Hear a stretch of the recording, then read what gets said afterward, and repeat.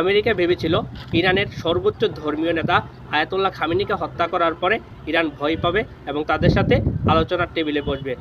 Iran সম্পর্কে বুঝতে হলে আগে ইরানের রাজনৈতিক নীতি বুঝতে হবে। বর্তমানে ইরান ইসরায়েল এবং আমেরিকার বিরুদ্ধে যে যুদ্ধ পরিচালনা করছে তা ইরানের সেনাবাহিনী দ্বারা পরিচালিত হচ্ছে না, তা পরিচালিত হচ্ছে ইরানের ইসলামী বিপ্লবী গার্ড অর্থাৎ আইআরজিসি দ্বারা। এই আইআরজিসি গঠিত হয়েছিল 1979 সালের ইসলামী বিপ্লবের মাধ্যমে। চলুন তাহলে এই ইসলামী বিপ্লব কিভাবে হয়েছিল এবং এটার পিছনের কারণ কি ছিল তা আমরা আজকের ভিডিওতে জানব। 1941 সাল থেকে 1979 সাল পর্যন্ত ইরান পরিচালনা করত মোহাম্মদ রেজা শাহ পেহলভি।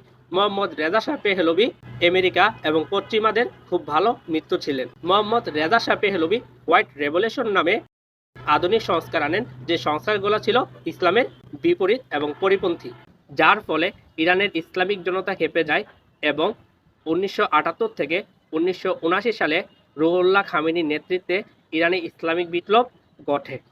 ইরানে ইসলামিক বিপ্লব ঘটার পরে রুহুল্লাহ খামেনি চিন্তা করলেন এই ইসলামিক বিপ্লবকে ধরে রাখতে হবে, তাই তিনি নতুন এক বাহিনী গঠন করার চিন্তা করলেন। ইরানের আগের যে সেনাবাহিনী ছিল সেই সেনাবাহিনী রেজাত তৈরি ছিল এবং সেই সেনাবাহিনী পশ্চিমা দুনিয়ার মিত্র ছিল, তাই সেই সেনাবাহিনী দ্বারা ইসলামিক বিপ্লব ভবিষ্যতে ক্ষতিগ্রস্ত হতে পারে। সেই চিন্তা ভাবনা থেকে রুহুল্লাহ খামেনি নতুন এক বাহিনী তৈরি করলেন, যে বাহিনীর নাম দিলেন আইআরজিসি, অর্থাৎ বর্তমান সময়ে ইসরায়েল এবং আমেরিকার মরণদূত নামে পরিচিত এই আইআরজিসি বাহিনী। ইতিহাস থেকে প্রমাণ মিলে ইরান যতবার যুদ্ধে জড়িয়েছে ততবার আগের থেকে শক্তিশালী এবং পুনর্গঠিত হয়ে ফিরে এসেছে। 1514 থেকে 1639 পর্যন্ত প্রায় 125 বছর বিরতি দিয়ে অটোমান সাম্রাজ্য এবং বর্তমান ইরান অর্থাৎ পারস্য সাম্রাজ্যের যুদ্ধ চলে। 1980 সাল থেকে 1988 সাল পর্যন্ত ইরাক ইরান যুদ্ধ চলে।